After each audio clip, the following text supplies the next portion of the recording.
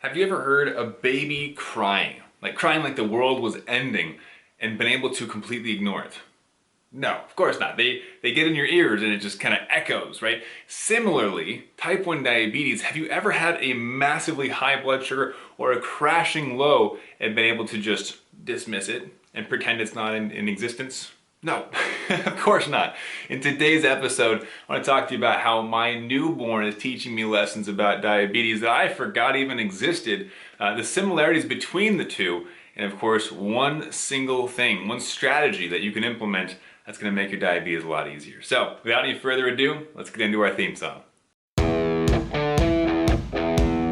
I've spent the last 10 years pushing the limits while identifying trends and patterns in my type 1 diabetes management. Follow along as I learn, apply, and share the fitness, nutrition, and lifestyle strategies that I've learned from diabetes experts around the world. The real question is, how can we live fearlessly with diabetes while maintaining stable blood sugars? This podcast is here to give you the answer. My name is Matt Vandervecht, head coach and co-founder of FTF Warrior, and welcome to Pardon My Pancreas. All right, so recently, if you're unaware of this, my wife and I just became parents. That's right, just over 2 weeks ago, my daughter was born. So Brooklyn Vandervecht is just bringing us joy, but also, just gonna be real with you guys, crying a lot. It was more than we expected, quite honestly.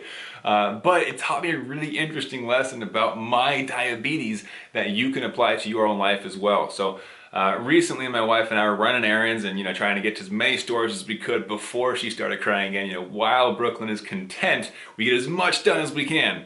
And it's almost like a game, but it's not the funnest of games. Anyways, while we were driving around, she started crying, and of course both of us were like, oh no, okay, what can we do to cheer her up, help her? Maybe it's like her diaper, maybe she's hungry. There's a couple different things that it could be, right? And it's this guessing game of like, well, what is it this time? How can we fix this? And ultimately, each time is going to be different, and you can't fully predict what it's going to be.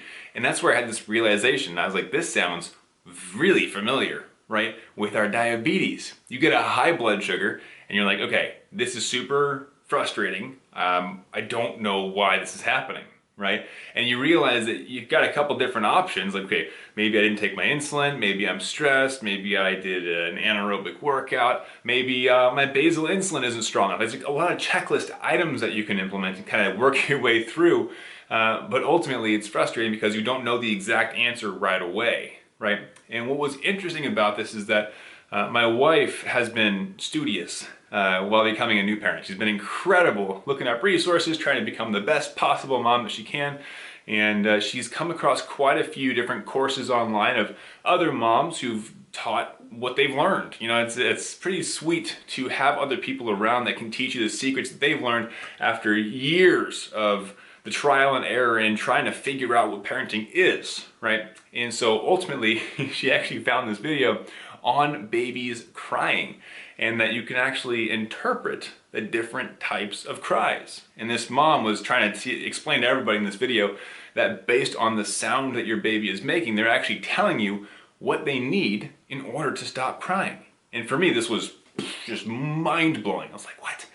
They're talking to us, kind of, but you gotta know like what the language means. Like you need an interpreter almost. And so within these videos, they're giving examples of like a nah means like they're hungry, but then like a just means that they're tired. It's like that slight difference, and you've got to be really focused and honed in. You need to be an expert almost on baby cries to really tell a difference in the moment when they're losing their mind and actually crying, right? But it was just so similar to what we see in the diabetes world, right? Where if you're not tuned in to your diabetes, if you don't know what's going on, you're gonna miss the subtle cues as to why blood sugars are doing what they're doing.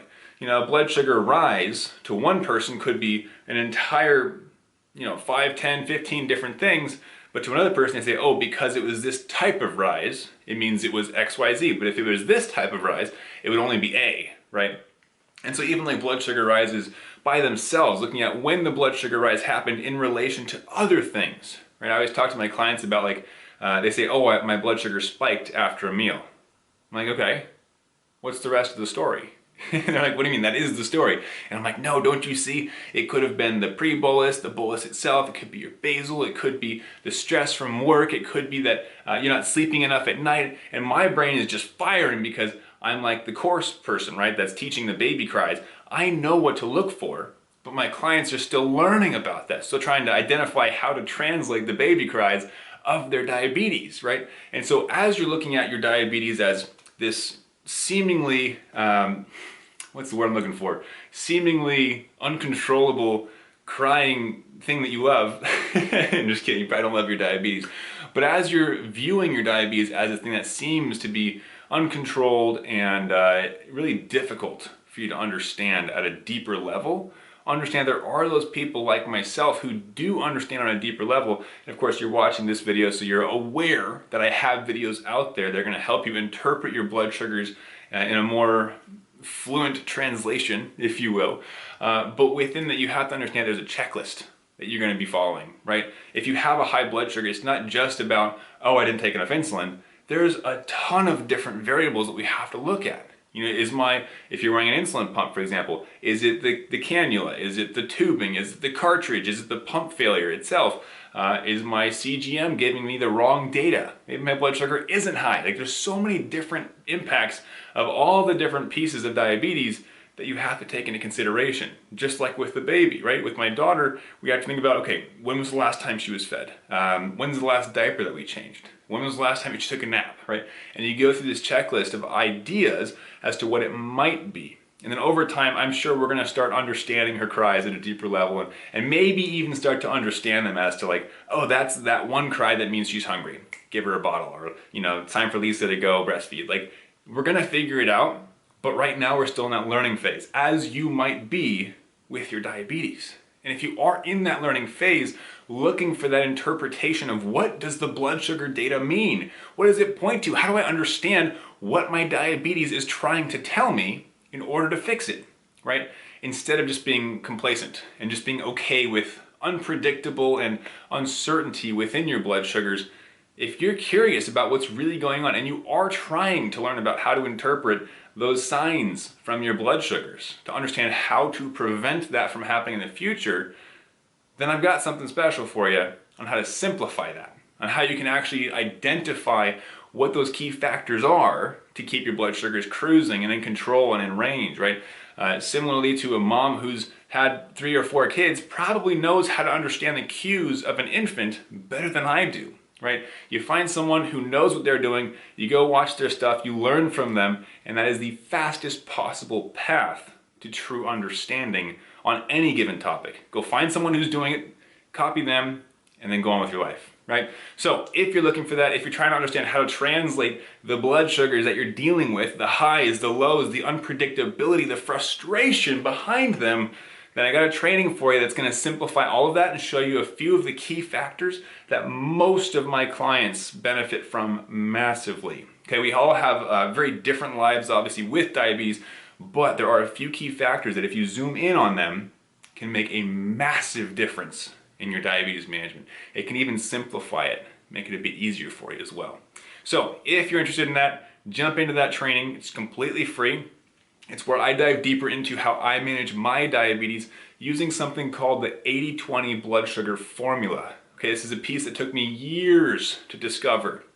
Ultimately, I had to experiment, research, through trial and error on my own body, figure out how my blood sugars responded, and then with my clients over the following years, compare their data to mine and ultimately craft this formula that helps us to predict where our blood sugars are going to go and interpret that data so that we can make better decisions in the following days as we increase that flexibility of lifestyle so you can actually enjoy your life, So that training itself is at diabetesinaction.com. Okay, just like I'm learning from another mom on how to interpret these baby cries and better serve my daughter and help her and love her, you can watch this training. It's going to help you better understand your blood sugars, interpret them, and make better decisions with your dosing, with the foods you eat, with the exercises that you're trying to have fun with, and ultimately lead you into a more fulfilled and happy life with type 1 diabetes. So go check it out. It's at diabetesinaction.com. It's a really fun training, but do bring a pen and paper. There's a lot to take notes on,